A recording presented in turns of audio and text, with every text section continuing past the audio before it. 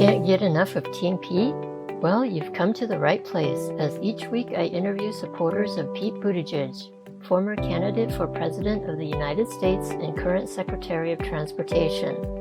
Hear their personal stories about why they became part of Team Pete and how they started a movement. Join us as we talk Pete, politics, and anything in between. Hi everyone, my name is Kim Ang and I am the host of this podcast, Talking with Team Pete. And today my special guest is Mr. Paul Mason Barnes. Hi Paul. Hey Kim. How are you today? I'm good, thank you. How about you? I'm doing well, thanks. Thank you so much for joining me today. And for most of you who don't know Paul, he is the author of this wonderful book called Paul for Pete. And I just want to say thank you so much for reaching out to me on Facebook and wanting to be part of my little podcast here. I'm truly honored. Oh, well, thank you. Thanks for following up and the invitation. And, you know, I heard about your podcast because I'm Facebook friends with Jacob King, who has also written about his experience volunteering on Pete's campaign. And I saw that he had done an interview with you, and I thought, well, I should leap on that train and, you know, talk to Kim too. So, thanks. Yeah, thank you.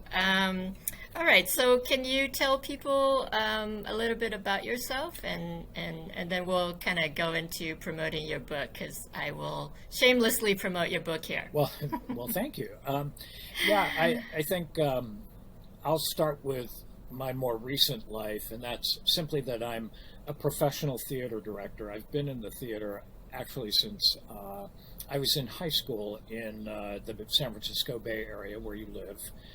Palo Alto to be specific, but over the course of many years, I have been a director working all over the country at regional theaters, festivals, university training programs. I've started 2 theater companies during the course of my career. One here in Ashland, Oregon, where I live. I was employed at the Oregon Shakespeare Festival for about 8 or 9 years, and then left for another job. But while I was here, I was part of a group of people that started the Oregon Cabaret Theater. And then many years later, after deciding that I wanted to head out onto the freelance directing trail, I started another theater, a Shakespeare Festival in Winona, Minnesota, that was a whole adventure in and of itself. I'm very proud of both of those efforts, and proud to be able to say that both theater companies are thriving and still operating. The Cabaret Theater here in Ashland, over 35 years now, and the Great River Shakespeare Festival in Winona coming up on its 20th anniversary season this summer. So. Wow, that's wonderful. So have you ever directed any musicals? I've done a lot of musicals. I happen to be working on one right now here in town, a musical that's very close to my heart, Once Upon a Mattress, which of course made Carol Burnett a famous celebrity.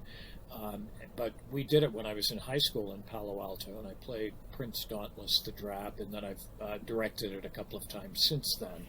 But I've done Beauty and the Beast, and Irving Berlin's White Christmas, and just lots of musicals. Annie, but yeah. So I do Shakespeare, I do musicals. They're not all that different from each other. They have a lot of similarities, actually, just in terms of size and what you have to do to, you know, work with large groups of people all on stage together and making sure the story is clear to the audience. And in Shakespeare, you know, you're always asking, what's so important that our only choice really is to speak in verse, that kind of heightened language? Why are the stakes so high that that's the form I choose? And in a musical, it's the same question. It's just applied to singing and dancing. You know, what's so important that my only form of expression can be in a song or in a dance? So they're not as different, I think, as people often think they are. Yeah, the only thing I know about theater is through musicals Hmm. that I've seen. Hmm.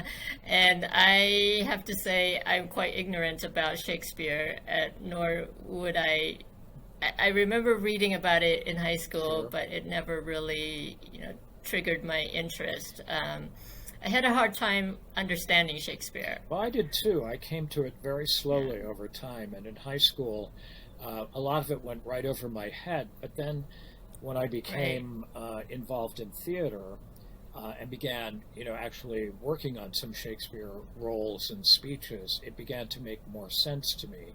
I think you can read a Shakespeare play and get a lot out of it, but it's when you speak it aloud and really feel the language, in your body that it begins to make a whole lot more sense. So, Hmm. Yeah, maybe that's why I enjoy musical more because I don't think I've ever seen a musical that I didn't like, hmm even if the story wasn't exciting, but hmm just the contrast between speaking and then suddenly they break out into a song and then hmm dancing, and so there's a lot going on there that kind of captures your attention and doesn't leave you bored. hmm I hmm guess the way unfortunately, the way opera makes me. um, yeah, I think one time my partner and I tried to be more cultured, and so we signed up for the San Francisco Opera hmm the entire hmm season, and so thinking, oh, we can try to get into this, but unfortunately, I think after like three operas where we fell asleep at all three, we thought, okay, this might not be for us. Well, I think opera and Shakespeare are, kind of acquired tastes. It takes a little Hmm. while. It's kind of like kale, so Yeah. or escargot. It just takes a little getting used Yeah. to, and then you kind of get the hang of it. But Hmm. anyway, Yeah. so but I love So, Shakespeare. Love the yes, language. I know from reading your book, which I really, really enjoyed. And I had to listen to the audiobook version Hmm. because I didn't really have time to read it. But I loved listening to your beautiful, soothing voice as I was driving, 2 hours to visit my parents. And so um, I realized that in your physical book, you have a lot of Hmm. pictures, and it's an amazing scrapbook of your journey volunteering for Pete. And so I think I'm going to have to go back and actually read the book Well, again, just so that I can absorb everything that you said. well, Um, I love that you call it a scrapbook because that's in many ways what I was kind of hoping for when I put it all together and wrote it. That uh, mhm, Dustin, the graphic designer that I worked with, who did the cover and who arranged the pages, did all the graphic layout, asked me when we first agreed to work together on this. He said, "Well, what's the style or the feeling or the overall tone of the book?" And for some reason, the word zesty came to my mind. I have no idea why, except that I knew I wanted it to have a kind of energy because so much about working on Pete's campaign or volunteering for Pete's campaign, was it filled me with a lot of zest, a lot of hope. And I also wanted to make sure it was kind of informal, that it didn't have a great, sort of formal published look the way a lot of books mhm. do. So we opted to go in that direction, and the fact that you think of it as or felt that it was like a scrapbook, that's great. I love that. Hmm. All right, so let's delve into your book. Great. What I guess we should start off with how did you get involved, or how did Pete first capture your attention? Well, I think we'd have to go back to election night 2016 when Mm, Hillary Clinton won the popular vote. And I think that's something that we should never, never forget is that she mm-hmm, won the popular vote by a substantial margin. But Donald mm-hmm, Trump won the Electoral College delegates. And so, I've always thought of him as, if he's president of something, it would be the Electoral College as opposed to the United States of America. But his victory plunged me into a state of despair, along with many, many people I knew, just about all of my friends. And it just got worse over the first couple of years of his administration. I was directing at the University of Oklahoma in Norman in January, February 2019, and that's when Pete began floating the idea of an exploratory, look at running for president. He had just published his memoir, which is beautiful, Shortest Way Home, and so he was on kind of a, publicity tour, and I happened to see him talking with Stephen Colbert, and then the following morning with Joe Scarborough and Mika on Morning Joe, or it might have been the reverse. I saw them in the morning and him later that night. And I knew of Pete. He had come to my attention when he ran for the chair of the DNC in 2017. And I remember thinking, oh, wow, that's kind of cool, an openly gay mayor from South Bend, Indiana. But I didn't pay a whole lot of attention. I was preoccupied with other things at the time. So I had heard his name. I knew a little bit about him. But then suddenly there he was on Stephen Colbert and then on Morning Joe. And he just really caught my attention and my imagination. And he ignited in me from that moment on a spark of hope that had been lacking entirely for the last 2 years since election night 2016. And so I ordered a copy of his memoir. It arrived. And I think the first thing I did was I sent his campaign a $100 contribution just to encourage them, on this exploratory effort.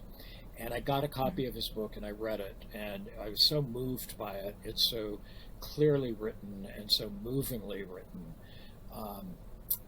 And I was just, very inspired. And I began corresponding with Bridget Halligan, who was one of the early Pete for America staff members in South Bend, and was brazen enough to offer a couple of suggestions. The primary suggestion that I offered was for them to not sign their correspondence with "Thank you for all you do," which is MoveOn.org's brand.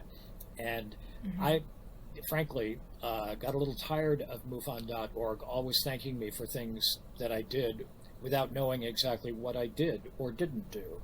And it all felt a little disingenuous to me. And I mentioned that to Bridget. She said, "This is great, thank you, I'll take it to staff meeting on Friday." And the next week, they stopped using that particular sign-off on their correspondence. So the important thing about that for me was that from the get-go, I felt heard and I felt seen. And I think it was from that moment on that I was in. That was it. And not too long after that, I was still in Norman, Oklahoma, directing at the university. They invited me to become a grassroots fundraiser for the campaign, something I had never done.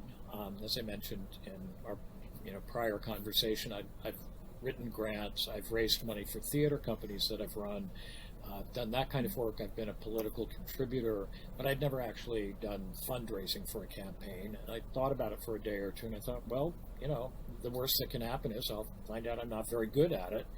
But I've got a lot of friends. I'm connected on Facebook and email and other social media forums, and so I have a means of getting the word out. So give it a try. I really believe in this guy.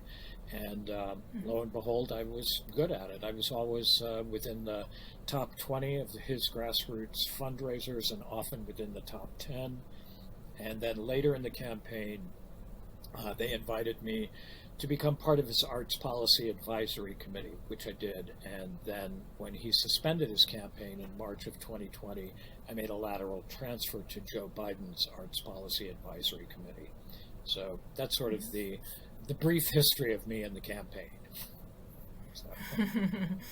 Yeah, I remember there's one part in your book where you talk about where you were talking about the Zoom meeting that you had with Pete, I think for the first time, and you were able to ask a question. Hmm. Would you like me to read that passage? Sure, if you like, or just summarize Well, it. sure.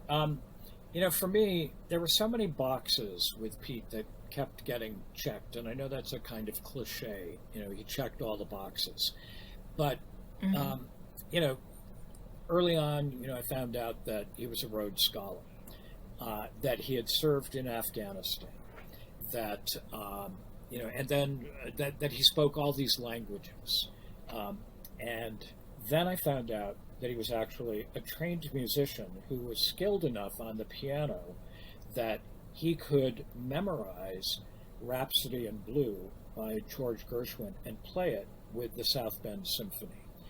And Mhm. the important thing for me about that was that it told me that this was a candidate who truly understood the arts from having been deeply involved in the arts, in a form of art, for his, a lot of his life. I mean, you got to take a lot of piano lessons as a kid if you're going to be that good. And I learned that, he had indeed, taken piano lessons for a long time. And so I wanted to know how that, really informed and affected him and helped shape him. And I'll read. Pete's answer stunned me. Without skipping a beat, he responded, "The arts are a communal experience and help mitigate the isolating effects of a gig economy." I don't think I've heard a politician before or since utter such a succinct and nuanced assessment, such a perfect partnering of left and right brain functions. And as for my second question, the first word out of Pete's mouth was repetition, meaning the repetition that comes with practice and translates to vital ease in performance. So, it was that kind of language and that kind of understanding that I thought, wow, would that not be amazing to have somebody with that kind of acute awareness of the value of the arts in the White House? But if you add to that, Chasten, his husband's experience as a theater student, as a teaching artist, I thought, I mean, that would be so amazing to have people with that kind of grasp, at opposite ends, West Wing, East Wing of the White House, and what that would do for the arts, which I think gets such short shrift in this country. And to have, a presidential combo like that, a first gentleman and a president with that kind of understanding would just, do the arts a world of good as well as the country a world of good. So that was a real deal sealer for me. Yeah, and I think you kind of explained it really beautifully in your book about how that ability to practice, repetition, focus, and all those traits are something that, as that kind of translates to uh, how he would be as a president. Well, This kind of sharp focused on, whatever he needs to get done. yeah. I mean, to be that skilled takes a tremendous amount of practice, but it's a rigorous kind of discipline and focus that you're kind of single-minded and relentless in your you know, work on whatever the skill is you're acquiring in the arts. Whether it's being a ballet dancer or an opera singer or a Shakespearean actor or a pianist, it just takes a lot of focus and concentration and discipline. And I just thought, that's the kind of focus and discipline that was entirely lacking in the president that he hoped to defeat in the election, and that would have been such an asset to him, to his administration, and to us. Mm-hmm. Yeah. And also, there's kind of a theme throughout your book of authenticity about Pete, and also how important it is to just be our authentic selves. And so, you as an out a gay man, you've lived your life, or most of your life that way. How do you think that translates into, into the world? Like, what kind of president would that make him? Well, we always talk about, and it's kind of another well-known cliche, but I think it's absolutely true, that elections are often about contrast. And here we had in the White House a person whose life is just a construct of fabrication and lies and falsifications and embellishment, of, whoever he is, at the very bottom, at the very root of his life and his being, contrasting with a person who is totally comfortable in himself and totally open about himself. And that's, for gay people, that's not the easiest thing, and Pete certainly writes about that and talks about it, that it was a journey for him to get to that place, as it is for any of us, who are dealing with being gay. For me, my coming out was far easier than most. I would think. But, everybody's got their own story. But the thing about being comfortable with yourself and being authentically you in the world, it just makes you, a more confident, and I think a more, you're not hiding anything. And for me, the previous president, seemed to be hiding everything, whether it was, the alleged P tapes in, Russia, or his tax returns, or, the truth about, the election. And Pete had nothing to hide. And that was so vital. It was so important to me as a human being. And you would think that by just being authentic and, this is what you see is what you get sort of feeling. And so there's really nothing, like you said, there's nothing to hide, and there wouldn't be anything in his closet, so to speak, that would jeopardize his reputation, right? And he's the kind of person that would not embarrass us or as a country, or as a leader. You know what I mean? It's just like he's just so pure and good that you can't really pick anything. There's nothing you can criticize him about. Well, it certainly seems so. And, my experience working on the campaign, meeting him several times over Zoom, a couple of times at rallies that I worked, having dinner with him in Chicago in January of 2020, just before the Iowa caucus, that was my experience every single time. He was authentic, he looked you in the eye, he listened, and he wouldn't let go of your attention until he responded, and said whatever it was he had to say. There were several telling things that happened, throughout the campaign. One of them was the way in which he responded to protesters at some of his rallies. And there was one in particular that I happened to watch that took place, I think, at Grinnell College in Iowa, where some protesters had arrived. They were seated. They had asked if they could unfurl a sign sometime during his address to the audience, to the rally goers.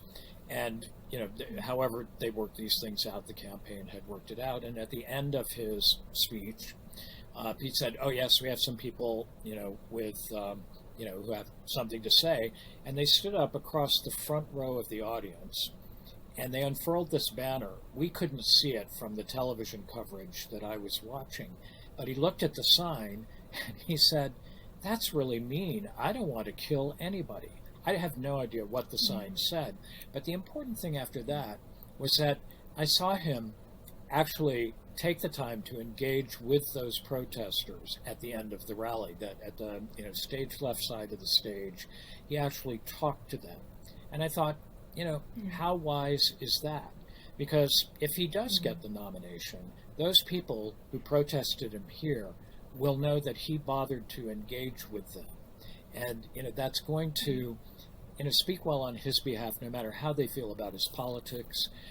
If he's not far left enough, or far center enough, whatever it was that they didn't like about him, they will at least have that personal connection that he bothered to make. It's the same thing about him going on to Fox News all the time, and saying, well, if they don't get to know me, how am I going to get their votes? They've got to hear me. And that thing about, I am who I am, I'm not going to hide who I am, and I'm going to talk to everybody. It's always impressive. And that's one of the and that's one of the things that I'm glad you brought up that story, because it just seems like if it were any other politician, they would probably get security and try to push those people out, right? But he wants to actually engage with people, and because they have a different view of him, he wants to kind of set things straight, so to speak, right? And just explain his side so that they know that, okay, this is actually what perception of you that you have of me is wrong, and this is who I am. And so the fact that he actually took the time to talk to them was very, wow, it just kind of blows my mind. It's very revealing, and I think just very smart, but also authentic, and just very Pete. The thing that I keep thinking about him is the way in which he grew up, or the way in which I imagine he grew up. But he writes about this in Shortest Way Home, about the discussions at the dinner table with his father, who was a professor, and his mother, who's an artist, and being responsible for a point of view and an argument to support the point of view, and learning to speak for himself all through his lifetime. I mean, it's no wonder he's so articulate, and I think that's such a lost art, the lost art of discussion, or the lost art of arguing at the dinner table. Anyway, that's something that just really has made me thoughtful about him, and that has always kind of appealed to me about him. But then there are things like, what he writes about and what he talks about, having served in Afghanistan, and having, on Thanksgiving weekend, sat in a duck blind with his father-in-law, and knowing the difference between the two weapons and their uses and their purposes. And I've just, I don't know, always said really smart, revealing, illuminating things. So. Yeah, and that point about being able to kind of tell your side and debate and have a discussion, we so lack that right now in our political arena.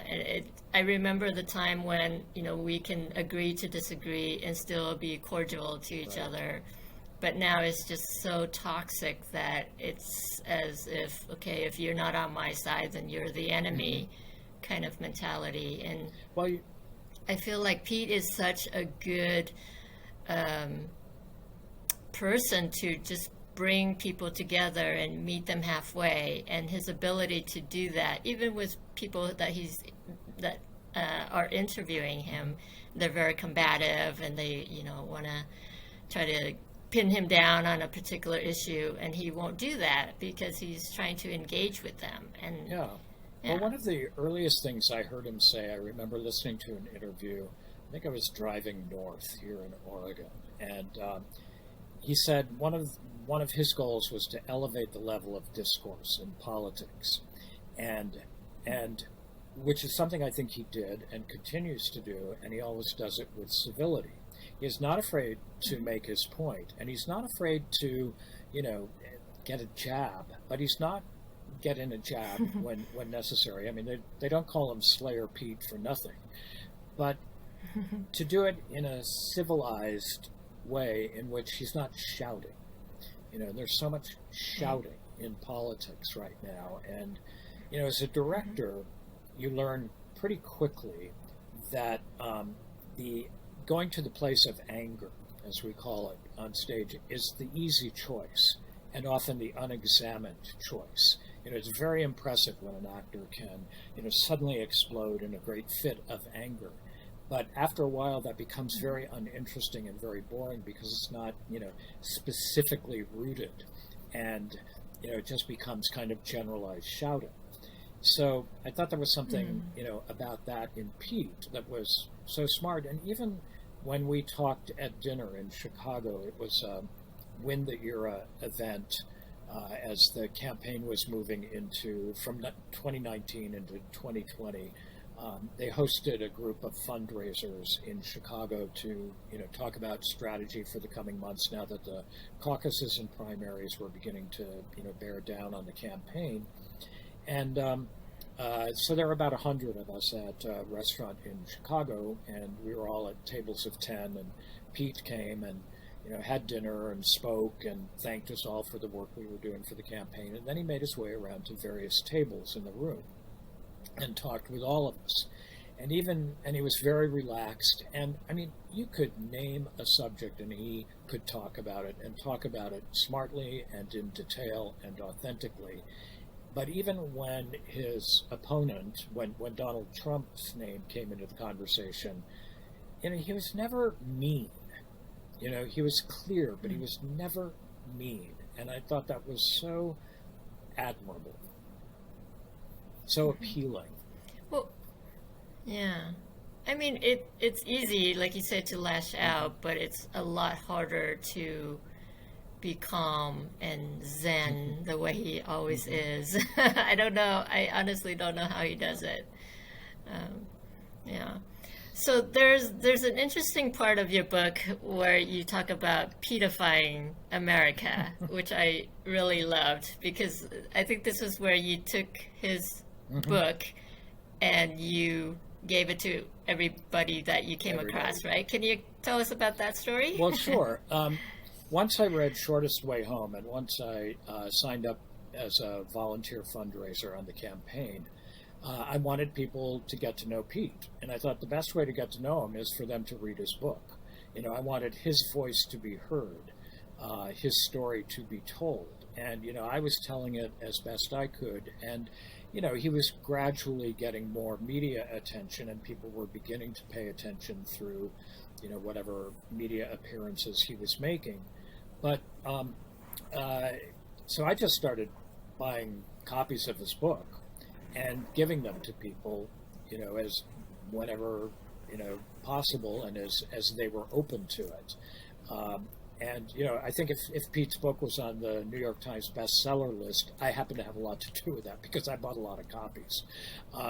But it also had to do with the fact that I was traveling a lot, and one of the things as a director, if I'm going for a casting session in New York City or a production meeting wherever I'm going to be directing, I will fly. But once I'm going someplace to be in residence, to actually rehearse the production I'm directing, I like to drive because I love the zen of the open road, and I love, traveling. We traveled all the time as a family. I love visiting friends along the way, and often, I'll stay with friends. And so, Pete and Chasten have done such a great job of making host gifts easy, because I could just buy a copy of their book and I give it to whoever I'm staying with. So I was giving out a lot of copies, and one of my friends, a guy named Stephen Miranda, who lives in Houston, said to me, you're kind of Pete's Johnny Appleseed, spreading the Pete seeds, everywhere you're going, and establishing roots and, planting Pete trees. And I thought, okay, I can take that. That's a good thing to do. So yeah, I did a lot of Peteifying of America in my little way. Yeah, I thought that was so great, and I think I'm gonna do that with your book and Paulify America. Oh, thank you. Thanks. Yeah, I'm very surprised that I didn't hear about this book before. Well, I opted to do independent publishing. I mean, I had some connection through friends who are authors and, various contacts I have, with agents and publishers and all of that. But I realized early on that that process was going to take a long time, however it worked out. And I thought, and I have a very good friend who has done independent publishing, and he worked with this company called Book Baby, and he encouraged me to go that route. So I have been, Book Baby did the publishing, but I have been the entire Paul for Pete cottage industry. So, a lot of my friends know about the book, but I can't say that the larger world knows much about my book. And although there are a lot of, Facebook groups about Pete, they're really about him. And, they've been kind and nice about, letting me mention the book, but, they just haven't wanted to become the promotional center for the book, which I totally understand. So, but now that I'm on Amazon and Audible, and you can pretty much order the book anywhere, maybe the word will get out more. Maybe I'll hire a publicist and do a better job. But self-promotion is a part of being a director, unless you've got an agent and a manager working for you, and so self-promotion, I sent you a message. That's part of my self-promotion DNA. So I'm accustomed to it, having worked in the theater. Yeah. Well, I'm grateful that you did Thank you. Send me a message. There's another theme in your book about how the campaign was telling you to just tell your story. And it just seems like that's kind of everywhere you went, you kind of told your story to people. And I think that makes it a little easier for people to digest rather than just saying how great Pete is. And I think by telling your story and your involvement and what you've done for his campaign and stuff like that, people will see the excitement, like, oh, this guy must be really great if Paul is, doing all this for him. He's never done this before for other people, right? And so I feel like that is such a wonderful part of your book, because for this podcast, that's kind of what I'm trying to do, is to allow people the chance to tell their story, their Pete story. And as a director, how to tell a story, because obviously your book is wonderful in the stories that you tell. But yeah, just that idea of telling your story is so important, and through stories they connect us to whoever's telling the story, and we realize, oh yeah, I went through that too, or yeah, I felt that experience too. And I think that kind of brings people together just by telling your story. Right, thank you. And so there was one point in your book that I would love for you to read, because it's exactly through the lens of a director, and the way that you write this is so beautiful. This is from the first section of the book. Infatuation is what I call it. And a little bit of backstory before I read. I happened to be directing in Knoxville, Tennessee in April of 2019. And I was involved in the campaign, and we began to get messages from people on the campaign that there was going to be a big announcement. And of course, we had just naturally assumed he's going to toss his hat in. He's going to formally declare his candidacy. And I was in Knoxville, Tennessee directing, which I figured was about a 7, maybe an 8-hour drive to South Bend, Indiana, where he was going to do the announcement.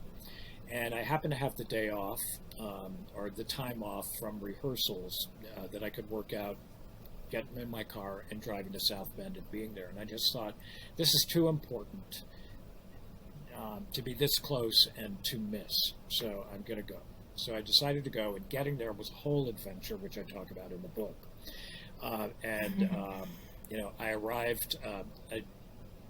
made a foolish mistake in the route that I chose to take, ended up in a downpour in Louisville, Kentucky, and delayed for at least an hour because of freeway construction and weather, and almost running out of gas. It was quite an experience. It was a lot of fun, but it was also quite an experience. And I arrived late, about 2 in the morning in Mishawaka, which is right across the river from South Bend, and that's where I was able to stay. So the passage that you've asked me to read is, at another time, in another scenario, I might have been part of an early Brian De Palma, Oliver Stone, or Martin Scorsese film. Fade in. Quiet stranger arrives under 3:00 a.m. cloak of darkness in unfamiliar town, driving nondescript vehicle with out-of-state license plates. Storm clouds gather. Temperature rapidly drops. Light rain begins to fall. Checks into generic hotel on the outskirts of town. Gets a few hours sleep. Goes about his solitary morning business. Eats breakfast solo in his hotel room while repacking his suitcase, taking with him only the few things he needs on his mission. Remembers to leave modest tip for room attendant, whose work he has minimized by tidying up the premises, leaving little evidence of his stay. Checks out with no discernible fanfare. Drives through cold, semi-deserted, rainy streets, makes his way to his destination, a partially abandoned former automobile manufacturing plant where a crowd is beginning to assemble under lowering skies. Anonymous stands in line patiently waiting for the doors to open so he can enter the building. Finds a position at the back of the crowd, but near its center, with his back to a cattle guard-like stanchion on which he can hoist himself up for a bird's-eye view. Handy exit aisle on the other side of the barrier, separating him from the risers on which the press has been elevated, close, but handily out of camera range. Starting exactly on time, speeches begin. The Pledge of Allegiance is recited. The national anthem is sung. The excitement of the crowd builds, and the candidate finally appears. The stranger raises his arms, and the rest is history. Fade out. Yay! That was a first. That's beautiful. That was beautiful. I remember when I was listening to that, I could actually visualize the scene in my head as you're describing it. Cool. It was so cool. Yeah, yeah. Yeah, it was like that in many respects, except my purpose there was not nefarious in any sense of the word. So. Well, it's now I understand why you're a director, because that kind of visual is kind of cool. I love the way that you described it. Thanks. Thank you. I don't know, for some reason that part just kind of stood out to me. Well, it was interesting because, speaking candidly, here, I realized as I was getting ready to go to the rally, I think it was while I was taking a shower, I thought, this is like a Brian De Palma film. This is like some weird thing about some stalker, and in many respects, you begin to think of yourself as a kind of stalker when you're involved in a political campaign for somebody you're that passionately committed to, and because I drive a lot, I was able to stalk Pete, in many parts of the country, whether it was driving from my home in Ashland, Oregon to Reno for rallies there. Oregon's primary is late in the cycle of primaries, so he hadn't appeared in Oregon very much. I think he had actually been here once for a kind of fundraiser early on. So I drove to Reno a couple of times to work rallies there for him and to do voter protection observation work during the Nevada caucuses. And I also, when I was directing in Minnesota, found out that the day after I was leaving Minnesota to drive back to Oregon, he was going to announce his national service program policy. He was going to roll out that policy at a rally in right on the edge of Nebraska, South Dakota, and Iowa. I always get the towns mixed up, but I want to say it was Sioux Falls. Could be wrong.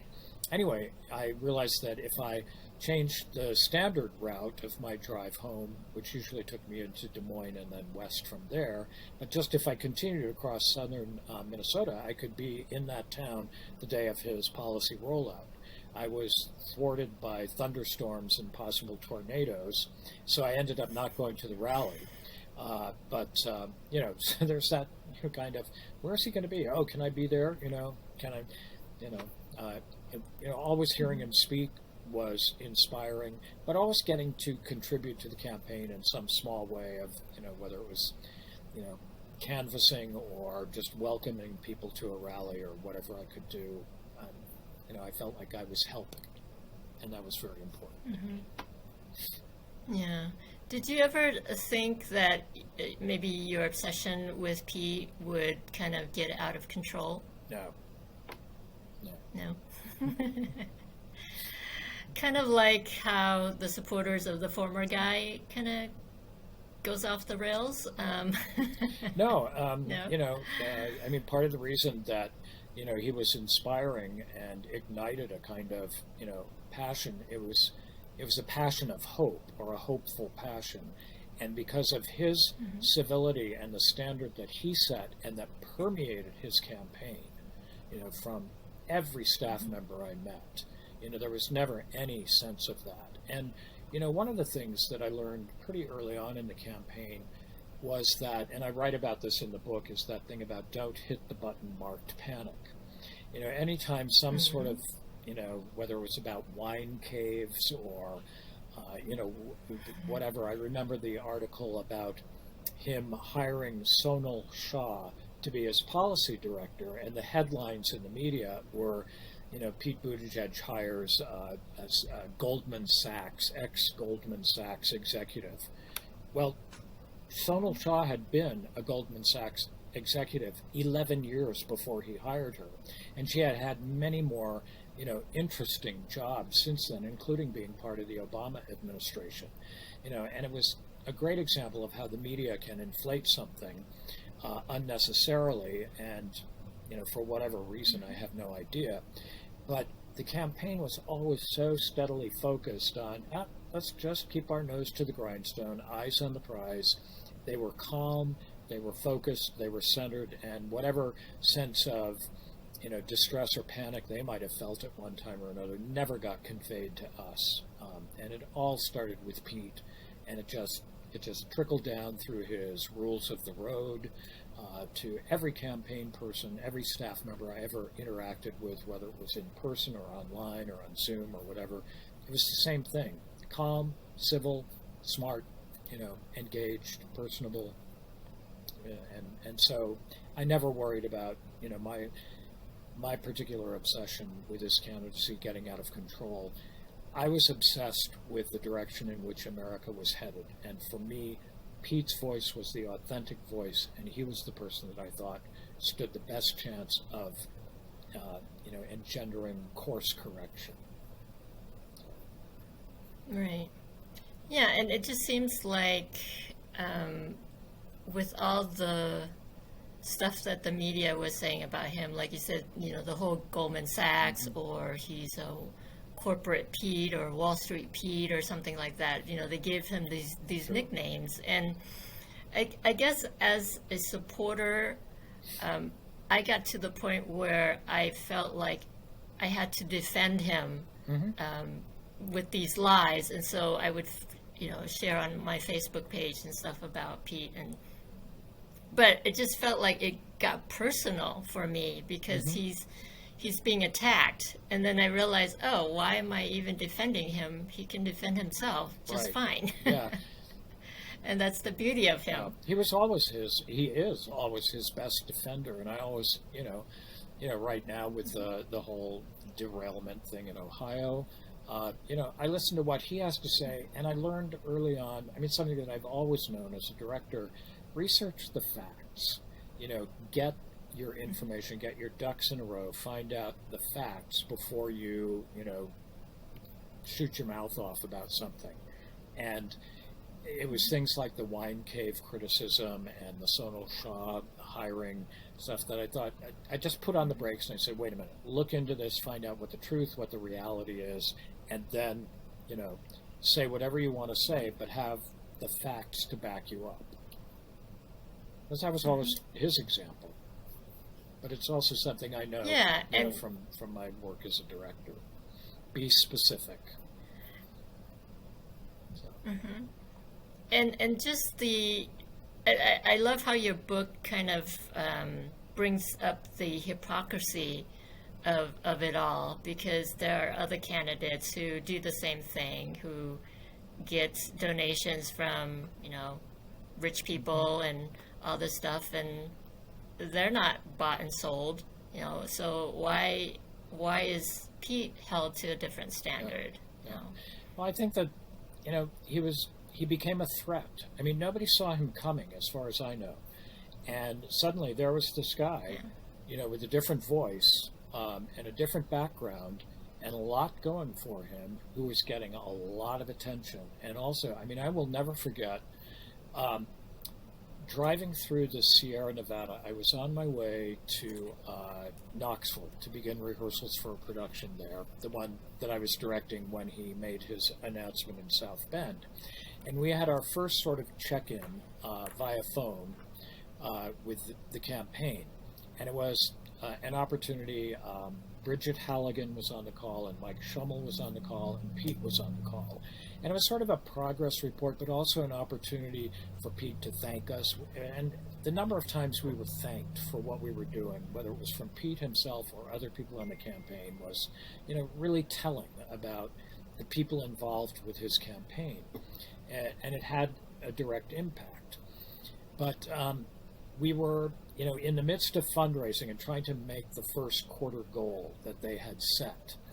And they didn't want to reveal, where we were towards that goal. And I remember somebody, maybe me, somebody else, I don't know, saying, well, how are we doing? Or how is it going? Because for me, it was always like, if we're doing really well, that's going to inspire me to really get out there and work. And if and that was, the kind of boost I was looking for. And all Mike Schummel said at the time was, it's going well. And that's when I thought, okay, we're on to something. And then, I think it was a week or 2 weeks later when they had to report the first quarter earnings, first quarter contributions. Pete had blown past everybody except Bernie Sanders, and he was second in terms of fundraising goals, and he had blown way past the goal that had been set. So we knew we were onto something. We knew we were doing well, and it was incredibly inspiring. Right. Yeah, there was one point in your book where I think your friend was saying along that line, like, they kill the good ones, or something to that effect, where if somebody is so good and they're on the rise, there's, they want to just shoot them down. Well, I'm of a certain generation, so to speak, that I was in high school when President Kennedy was assassinated, and I was in college when we lost Martin Luther King and Bobby Kennedy, and so I come from that political assassination generation, and and it's gone on, whether it's Mayor Moscone in San Francisco, and all of that.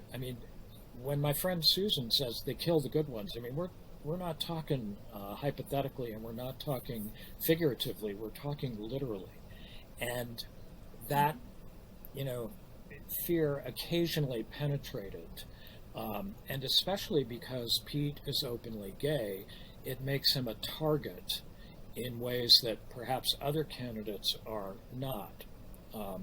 Although, there's so much bias out there in the world that, you look at somebody like Cory Booker or Kamala Harris, people of color who, or Andrew Yang, anybody who is the other becomes an easy target or an open target because of our fear in America of the other. And so it was a fear, and especially as I write in the book about, attending a couple of his rallies, and, the laxness of security was sometimes a little troubling to me. Yeah, I think your book kind of made me more aware of that issue, because I actually, it didn't even occur to me about that at all. But it is a scary world out there, especially when you're in the public eye. Yeah, so as a successful director, I mean, I noticed that throughout your book, you talk about how you share your stories and people were very supportive. Was it more supportive than less supportive, or what was kind of your average there? Did anybody really was in your face about how much they hate Pete, or wanted to know why you keep supporting this guy? There were two people who, one in particular who was really in my face about it, and I just had to stop communicating with this person, just because I didn't need it in my life at the time. And then there was somebody else. They're very long stories. I'm just going to say that, almost uniformly, people were really supportive. They were supportive of what I was doing. So many people said, "We're so impressed that you have really, leapt off the high board and gotten involved and are working, to bring about change." And a lot of them were saying, "Yeah, I really like this guy and I've contributed to his campaign." And others said, "I like him and I'm very interested and I want to find out more." There were degrees, but, 99 and 9/10 of the people with whom I was in touch with throughout my experience on the campaign were totally supportive. And sometimes, a lot of the time, were really directly supportive of Pete. Yeah. And so it just seems like there's also something you said in the book where, good people know good people. And so I think it's all in how you share the information, and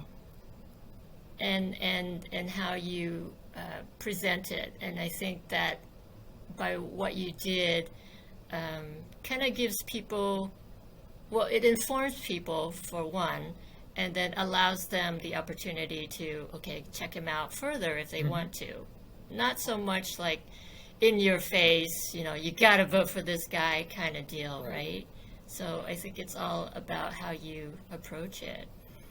Because I know, like, on social media, there's people, especially celebrities, who support a certain cause or start to get political, and then you see these comments that say, "Oh, why don't you just stick to acting or stick to singing?" And it just seems, they're just so hateful because this person has a different view than them. And I just think that, well, even though they're an actor or a musician, they still are a citizen. They have a free right to say what they want. There is free speech.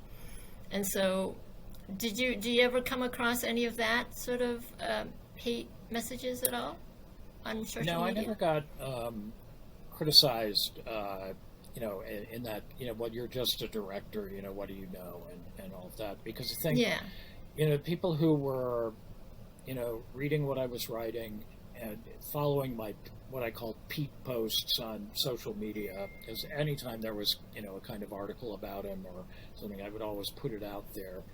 I think I'm generally known as a thoughtful, well-intentioned, well-informed human being. And I think people think of me as somebody who has a great deal of integrity and is honest about himself and about the world. And so whether they, supported Bernie Sanders or supported Elizabeth Warren or supported Cory Booker or supported somebody else, I think I generate a lot of respect, and people are willing to take a look at what I'm thinking or what I have to say. That's my impression, and people who know me might tell you otherwise. So I can give you their phone numbers.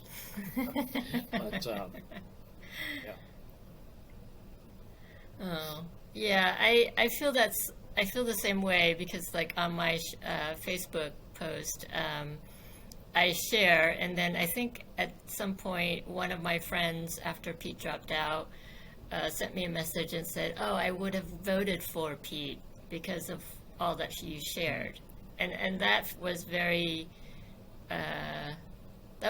nice that she said that, and for me to know that what I did was actually making a difference, even if it's just one person to change their mind, And I feel like what we're doing with Team Pete and getting our stories out is so important because through that, people can be inspired too to get involved, whether it doesn't have to be for Pete, but for any political campaign or any cause that they believe in, that's important to them. Exactly. Yeah, exactly. I think I did. In fact, I know I did inspire people to get involved in other campaigns, not necessarily for the Democratic Party presidential nomination, but for various causes, ballot measures here in Oregon or specific candidates here in Oregon.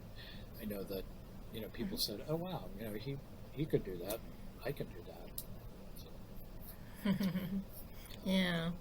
So do you think you're going to keep going with this political cause and doing what you can, even, not for Pete, but just in general? Yeah, absolutely. I really care about this country, and I have a lot of fear about so much of what's going on and so much of what we see happening that, I will, and I am, I have remained involved in various ways at this point. I'm not working for any particular campaign at this point. I contribute here and there. I write, but I can't not be involved. Yeah. Yeah, it's scary if you think beyond 2024 what could happen if this country falls into the wrong hands again. Yep, it's very scary. So I think it's incumbent on all of us to be informed and to be involved in whatever way is comfortable for us, but I think it's also really important to push ourselves out of our comfort zone, to take a risk, to do something that there's so much at stake. Right, and I feel like before Pete, I was never involved politically, but just being part of his volunteering efforts really opened up my eyes and made me realize that I can go out of my comfort zone for something that I truly believe in, for a cause or a candidate that, through that inspiration, we can do so much more. And step by step, we can make the world a better place. At least, I think that's what Team Pete was trying to do. I agree. Lead by example, especially Pete's example. Yeah. And I loved his idea of a national service. And I really, really wish that had he been elected, this country would be in a different place right now. I agree, and I'm glad you mentioned national service, because again, going back to, I come from that political assassination generation, starting with President Kennedy, and then of course too, all the people besides, Dr. King, who we lost in the civil rights movement and the voter registration efforts and the freedom train and all of that. But that's also the era of VISTA, Volunteers in Service to America, and the Peace Corps. And, I'm such a believer in those things and what they do to open our eyes to the world. And having done a bit of travel in the world, not just in America, but, literally all around the world, what it did to broaden my education, to make me aware of, the privilege of being an American, and the advantages that we have, and what what true poverty is like. I just think national service of some kind, I believe it should be a requirement. And it just elevates us. It lifts us. It makes us better people, more aware people. So I'm in favor. Yeah, I mean, it's like that idea of love thy neighbor, right? And how you can make your community better. And if one person in your community is suffering, then we all suffer, sort of mentality. Yeah. And so why not raise each other up and lift each other up and help each other out? Lend a helping hand. Know thy neighbor. They're not your enemy. Yeah. They're not your enemy. We're all breathing the same air. And You know, right. And I think that when people really take away the politics of it and just look at each other on a human level, they'll realize that there's so much more we have in common. And from there, that's where you build trust and respect and belonging, right? All of Pete's rules of the road, teamwork, you know. It's just, I just love his rules of the road, and this, I feel like the world should be like that. Well, it's interesting when, he established those rules of the road, and this was, a couple of months, I would say, after I became involved, volunteering for the campaign, and he rolled them out. And for me, first of all, they made so much sense, but secondly, they were very familiar to me because they are very similar values to the way so many people I know and work with in the arts and in the theater operate. Those are the principles that we base our work in. So it made total sense to me, and it was easy to, sign on both literally and figuratively to, observing those rules. And it's interesting because, people I met on the campaign, people who are, still in touch and all of that, I think there's a lot of reminding ourselves, we got to go back to the rules of the road at those times when you want to get really snarky about somebody, or, nope, let's remember the rules of the road. And I'm fairly good at it. Not 100% good at it, but fairly good. So. Yeah. I feel like when Pete becomes president, we'll truly have peace on earth. I think there's a far better chance of that with him in the White House. And I'm just glad that, I lived at a time to know him, to know his candidacy, to know of his candidacy, and I hope that I will also, that within my lifetime I will see him be president. If that's what he wants, he may take a look at it and say, I'm out of this, we're going to Michigan, we're raising our kids, and, I'm going to teach, there are any number of choices, and whatever he and Chasten decide is best for them is, what I will support and respect. In whatever way I can. Yeah, but he's too good to not be in that position.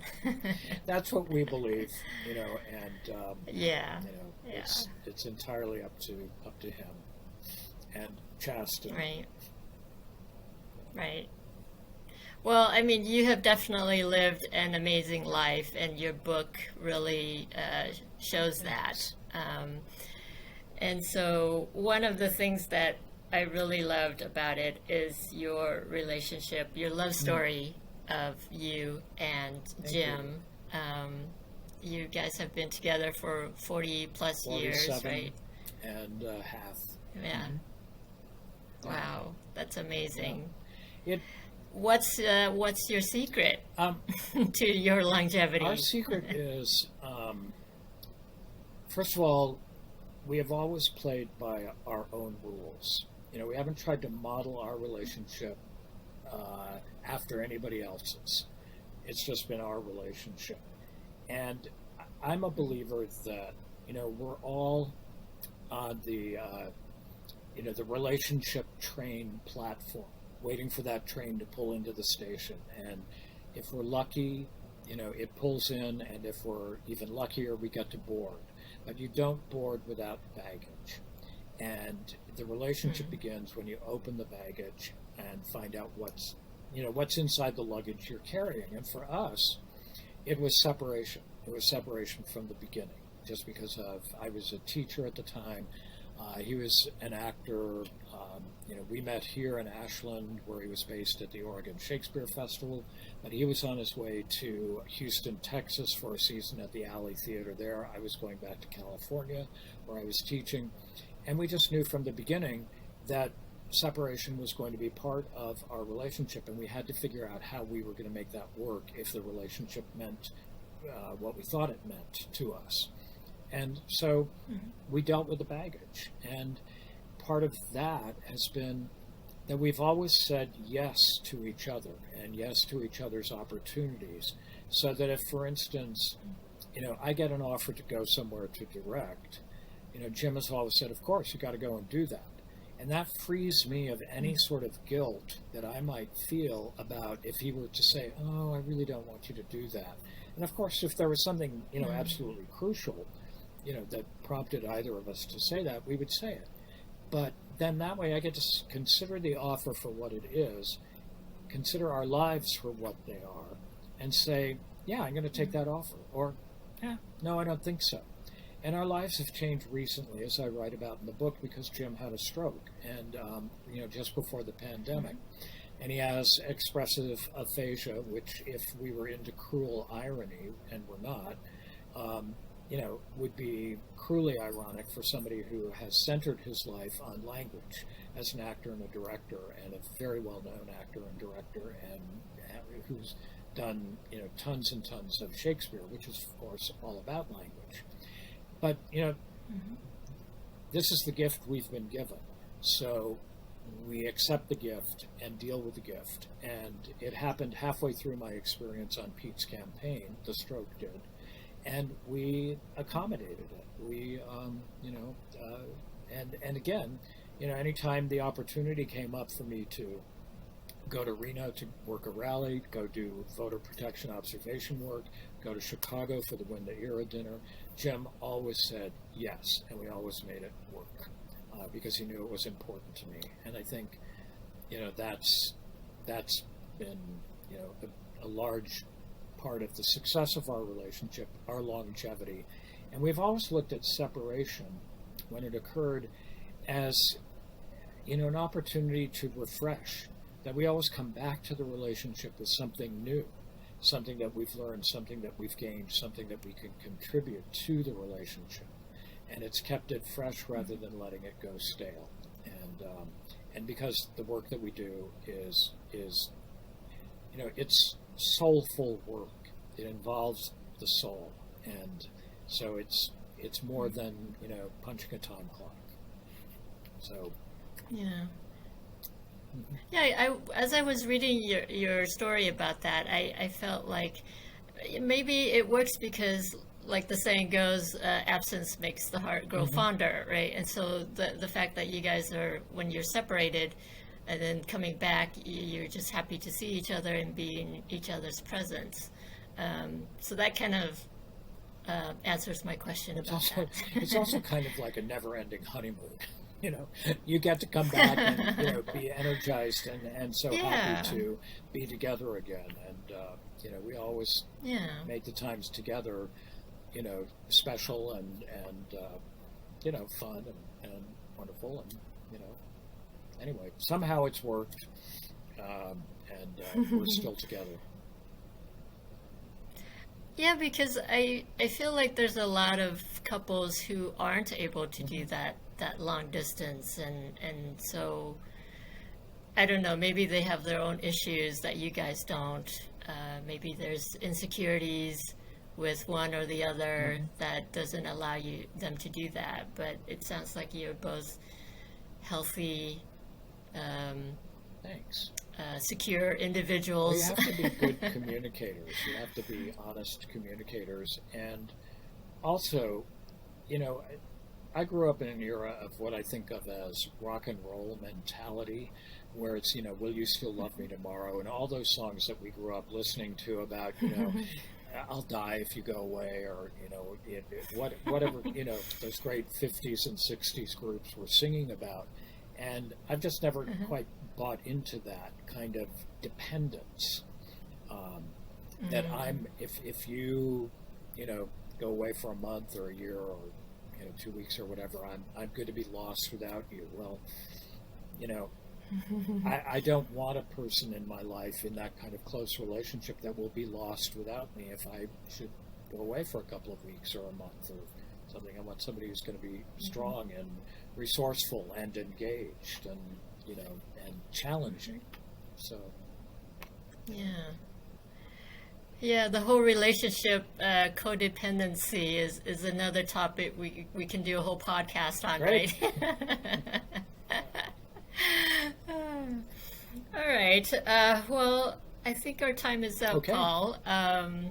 So thank you so much for spending the hour with me. And everybody who hasn't heard of Paul's book, please go out and buy it, read it, write a review if you can, and share Paul's story, because it's very similar to all of our stories. So Great. yeah. So Thank thank you, you so Paul. much. I enjoyed this. enjoyed it, and and we'll be in And touch. sorry about the light coming and going.